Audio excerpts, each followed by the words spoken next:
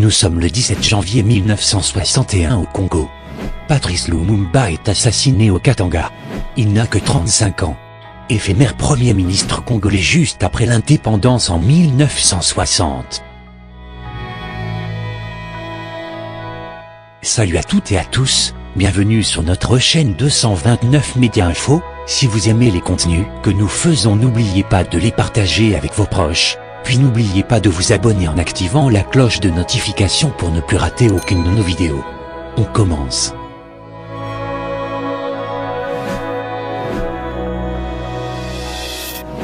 Patrice Lumumba, né le 2 juillet 1925 à Onaloa, Congo belge, est mort assassiné le 17 janvier 1961 près d'Elisabethville au Katanga.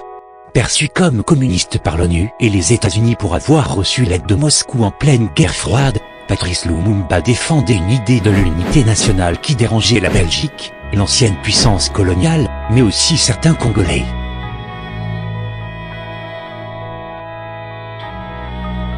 Et j'ai pris des contacts avec des hommes politiques et avec des fonctionnaires anglais, avec des professeurs d'Angleterre qui sont là-bas, et qui m'ont dit que maintenant les efforts que nous faisons sont fort encourageants.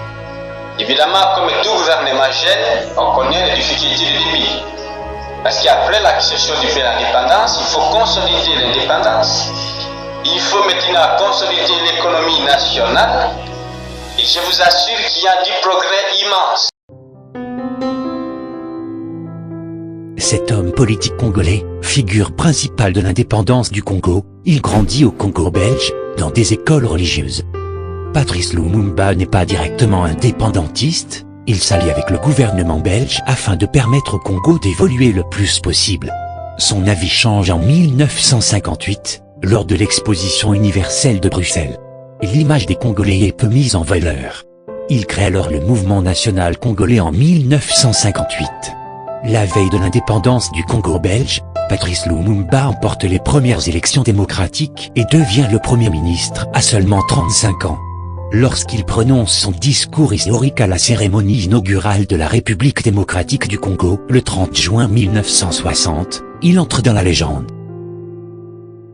Temps de l'indépendance, aujourd'hui victorieux, je vous salue au nom du gouvernement congolais. Nous avons connu les ironies, les insultes, les coups que nous devions subir au matin, midi et soir, parce que nous étions des nègres.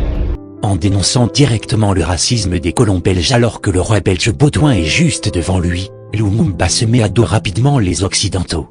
Il a dit ce qu'il fallait pas dire. Devant le roi Baudouin.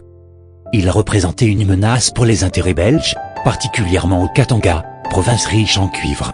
Il sera qualifié de diable, d'homme à éliminer, le 17 janvier 1961, au début de la nuit, l'ancien Premier ministre Lumumba et ses deux compagnons, Maurice Polo et Joseph Okito, sont exécutés par un peloton de la gendarmerie armée katangaise commandé par un officier mercenaire belge, en présence de plusieurs ministres du Katanga en sécession.